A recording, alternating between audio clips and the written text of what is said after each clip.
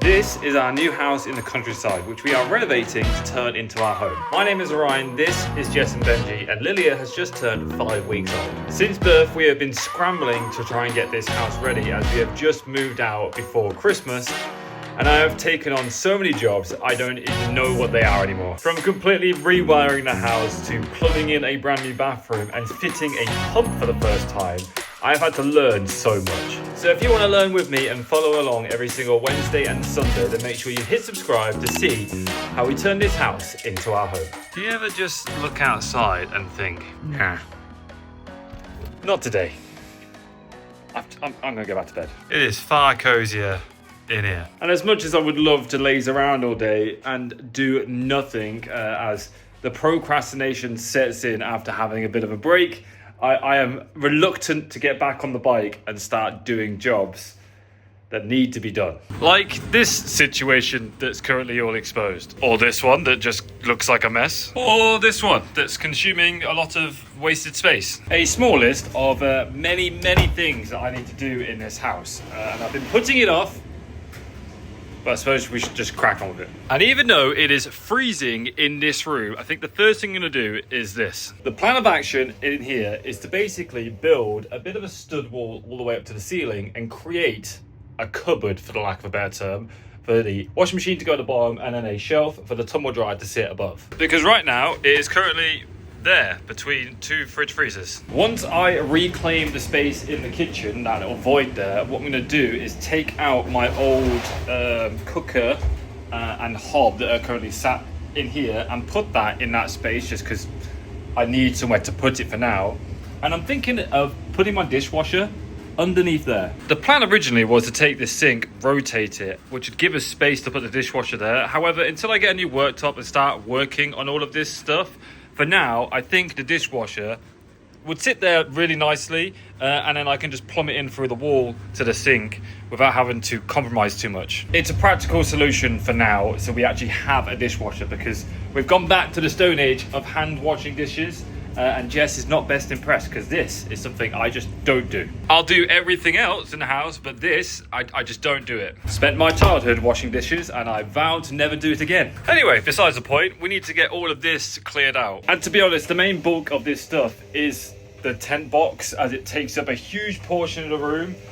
In an ideal world, I would store it outside. I mean, it sits on my car all year round, and it's perfectly weatherproof to be outside. I feel safer with it being in here.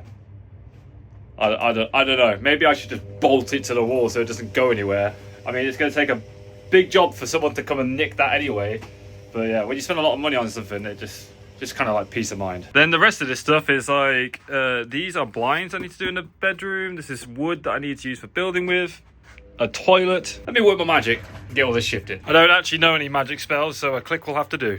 That is much better. It's not perfect, and I may have got a little carried away taking down another shelf and moving the tent box outside. I definitely need to do another run to the tip. However, I now have my tent box leaning up against the house and a letterbox on the floor. I think what I'm actually going to do for a bit more long-term solution is I'm going to stick some like hooks, bury some hooks in the wall, and then chain it in basically so it can't go anywhere. I'm not really too worried about someone trying to nick it, because I will notice I've got security cameras everywhere and stuff like that. So I'm not too stressed about someone trying to actually take it, but just to stop it from falling over, I'll probably get some bolts into the wall and pin it so it doesn't move. I've moved our wood stack over there by the wall and cleared all of that out, because there was absolutely loads of rubbish on the floor down there. Slowly but surely reclaiming our patio area. But that rubbish keeps accumulating, and I'm not having any luck with it. Every time I go to the tip to take more rubbish there, we just add to the pile, because we're constantly shifting things out of the house. And unfortunately, our like recycling and our bins that we have to put out, we've only just found out now what the dates are to put those out, and they've been full for ages. So hopefully we can get on top of things. After one more tip run, I think. After one more tip run, we should be good. But now that I have a bit more area cleared, granted I can't actually access my workbench right now, that's fine. What I'm going to do is I'm going to build a wall literally right here and then a shelf across there. Going to keep it nice and simple, nice and easy, just a place for right now to store things, because later on down the line, it's hard to envision it right now, but my desk may very well end up being here and this turning into a proper room. but that's much further down the line. So I don't want to do anything too permanent. I'm going to have to rip down and replace. So for the time being, just a stud wall with a shelf across it will do the trick. As I am intending on putting a tumble dryer on a shelf that I am building, I'm going to be using 3.5 by 1.5, a nice thick wall that goes all the way up, and it'll keep it nice and structurally sound. I am not going to tie it too close to the washing machine, so as you can see there's a little bit of a gap around it. That just allows a bit of wiggle room, so when I need to pull the thing out or if I need to move and get to it, I can. One of the problems I had at the flat is that when we created the cupboard there, it was so tight that it was really difficult to pull the washing machine out if something went wrong. Not going to fall for that this time, just going to make it a little bit bigger. And a quick tip for you, buy one of these. They're called Marksman professional marking tools.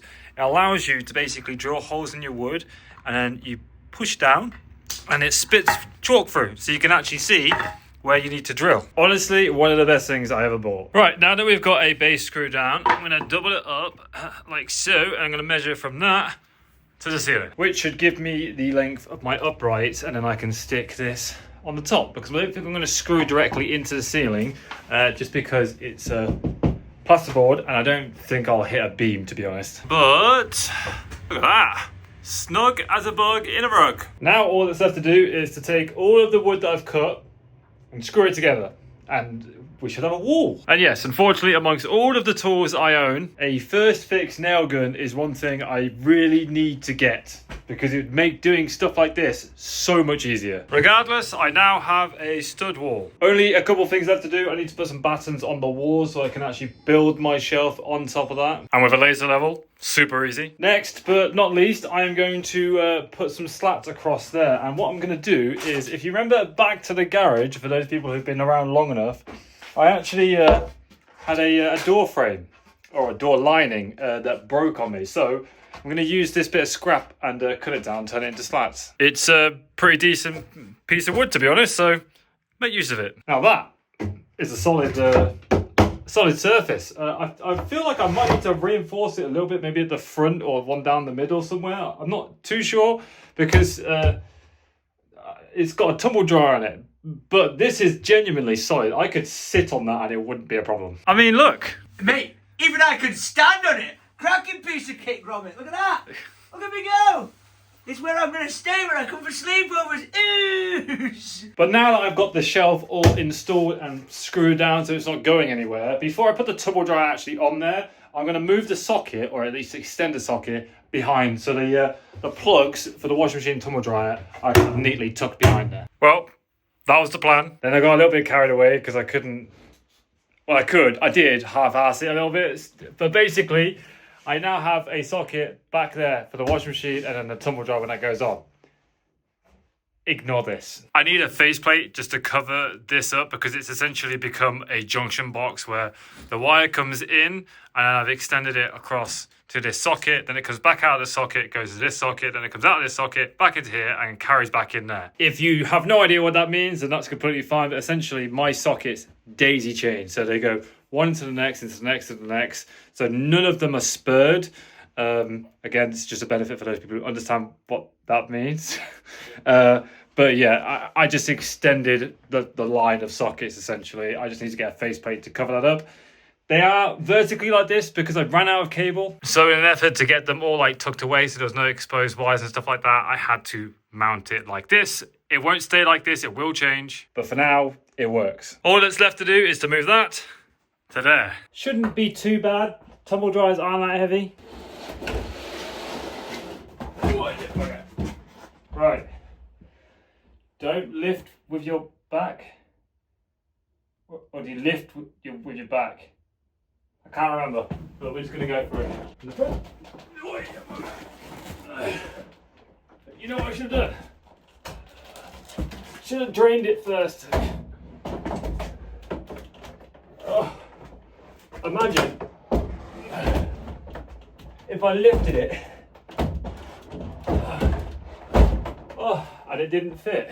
That is securely on. I actually think... hang on a second. I think the feet are perfectly resting in the gaps I've made, which is not actually what I wanted at all. But I can have it kind of resting forward so it's on a slat and it's perfectly like in line with the front. or I could push it all the way to the back and have this resting against the back, which I don't know if it's a good idea or not. I think the smart but rather annoying solution is actually just to move this slat forwards and this slat backwards, and then it's perfectly on a ledge. I have to take it back down. Or I could put it on makeshift stilts and do it like this. DIY Dave. He doesn't always get the job done perfectly, but he does get the job done. We have a little bit more organisation now in the boot room / utility room with this all stuff stacked up. I actually made it high enough so I could put our stuff on top of the washing machine still, which is perfect. So I might stick another shelf above it up there, just to add even more storage so I can slot things at the top there. Again, I was originally thinking of raising the washing machine off the ground so it doesn't walk forwards. Another really random but cool idea I had was actually making a platform on wheels that you could unlock. So if you ever want to just roll the washing machine out, it would be on wheels so you could just roll it forwards, get to behind it. Because one thing that's really annoying about washing machines, as I'm sure many people know, is that they're super, super heavy. They have a big concrete block in the bottom, well, a lot of the old ones do, and it makes it really difficult to move. So putting it on wheels might be a fun idea. I will just really have to put it in a cage, otherwise it will just start walking away when it feels like it, when it goes super fast. But whilst I didn't make as much progress as I would have liked today, at least I made some progress, which is a big deal considering how, like, I woke up with very little motivation, if none at all. I really found it difficult to self-motivate myself today. But we have got one thing sorted. I also went out, which you didn't notice today. I ran out of wall plugs to screw things to the wall. So whilst I was out, I actually went out and bought some rope and some bungee cord, because I think what I'm going to do is stick these bolts on the wall and basically tie the tent box to the wall. Right now, I'm not worried about it kind of falling forwards because there is a wooden plank just below it to stop it from coming forwards. I know, would you look at that? It's currently snowing. But if I put a couple of pins on each side there and wrap a bungee cord around it, it definitely ain't going nowhere. And thanks to Reolink, if anyone actually tries to take it, I'll see them, because it's got an alarm system, floodlights, and face detection. Cameras are really good. So whilst this might not seem like the safest option, I'm honestly not that concerned. Either way, I think we'll save this one for another day, as it's about time I wrap up this vlog. I know I didn't get a tremendous amount done, but I got something done, and that's all that matters. I hope you have enjoyed this video. If you have, please leave it a thumbs up rating. I'd appreciate that. If you're new to my channel, then hit subscribe if you like me doing random things. Now, you can, obviously, before we wrap up, dress this up to make it look pretty, stick a wall on it, paint it, stick an actual door on it, kind of like I did at the flat, and you'd have no idea that it wasn't actually meant to be there. But for me, for now, this works. So yeah, just need to get a couple of things to clean it up and we should be good. But anyways, guys, it's been Orion. Thank you so much for watching, and I'll catch you guys next time. Peace, much love. Bye-bye. It's one of those days where I just really can't be able to do anything. Huh? Every time I go to the tip to take stuff back and bish bash bosh, got ourselves a surface. But if I put a couple of blah, blah, blah.